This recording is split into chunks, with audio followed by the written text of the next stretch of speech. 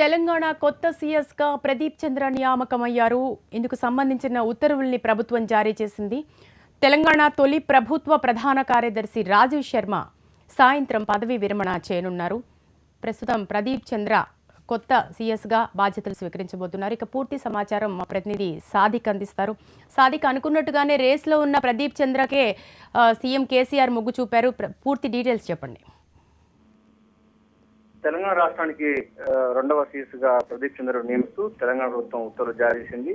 ఈ రోజు సాయంత్రం 5 గంటల వరకు ఇప్పటి వరకు ప్రస్తుతం ఉన్న సీఎస్ రాజీవ్ శర్మ పదవి విరమణ చేయబోతున్నారు. ఆ తర్వాత సీఎస్ ప్రదీప్ చంద్రనే నియమిస్తూ ఉత్తర్వులు జారీ చేసింది. తెలంగాణ రాష్ట్రం ఏర్పడిన తర్వాత రెండవ సీఎస్ గా ప్రదీప్ చంద్ర ఉండబోతున్నారు.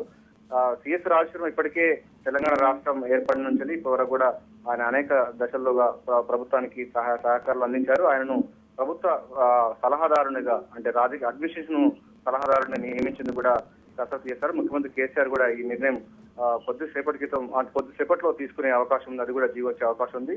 పదవి విరమణ చేసిన అనంతరం సీఎస్ రాజీవ్ శర్మ సేవలను కూడా వినియోగించుకునేందుకు ప్రభుత్వం ఆయనను సలహాదారునిగా నియమించుకునేందుకు కూడా రంగం సిద్ధమైంది. మొత్తానికి సీఎస్ రాజీవ్ శర్మకు ఘనంగా వీడ్కోలు పలికేందుకు కూడా సచివాలయంలో పెద్ద ఎత్తున ఆయనకి వీడ్కోలు సమావేశం ఏర్పాటు చేశారు. ఇప్పటికే మంత్రులందరూ కూడా సచివాలయం చేరుకున్నారు. ముఖ్యమంత్రి కేసీఆర్ కూడా మరి కాసేపట్లో సచివాలయానికి వచ్చి సీఎస్ రాజీవ్ శర్మ చేసినటువంటి సేవలు ఎలాంటి తెలంగాణ రాష్ట్రం రాకముందు నుంచి ఇప్పటి వరకు రాష్ట్రం వచ్చిన తర్వాత దశల వారీగా తెలంగాణ రాష్ట్రానికి ఏ విధంగా ఆయన సహాయ సహకారాలు ఆయన సేవలు చేశారని కూడా ముఖ్యమంత్రి కేసీఆర్ స్వయంగా చెప్పబోతున్నారు.